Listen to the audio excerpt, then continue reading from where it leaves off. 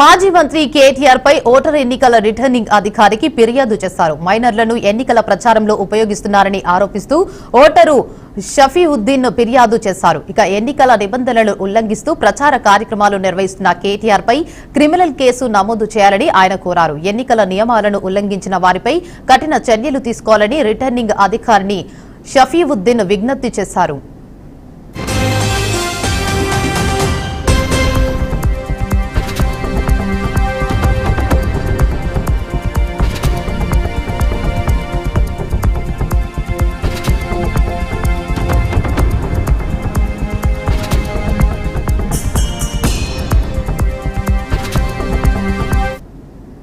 ఇక ఇదే అంశంపై మరింత సమాచారాన్ని మా ప్రతినిధి రామకృష్ణ అందిస్తారు. చెప్పండి రామకృష్ణ.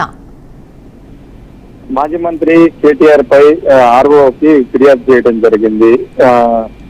ఏదైతే ఉందో ఓటుకు సంబంధించి తప్పుడు ప్రచారం చేస్తున్నారు. ఓటుకి 5,000 రూపాయలు కూడా తీసుకుని బీఆర్ఎస్ పార్టీకి ఓటు వేయాలని కూడా కేటీఆర్ మొన్న కీలక వ్యాఖ్యలు చేసిన నేపథ్యంలో షఫీవుద్దీన్ అనే ఒక ఓటర్ గా ఉన్నటువంటి వ్యక్తి మైనర్ కి సంబంధించిన వాళ్ళని కూడా ఎన్నికల ప్రచారానికి సంబంధించి వాళ్ళని పిలుస్తున్నారు, వాళ్ళకి అమౌంట్ ఇచ్చి వాళ్ళని తీసుకొస్తున్నారని దాంతో ఆర్ఓకి ఫిర్యాదు చేశారు.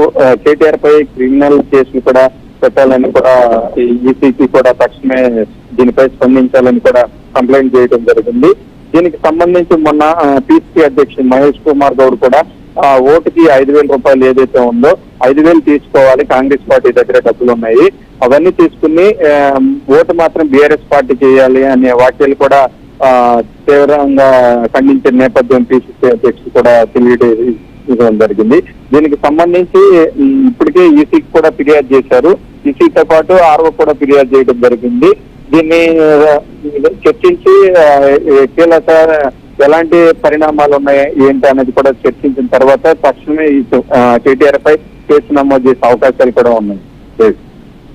Right, thank you for the update Ramakrishna.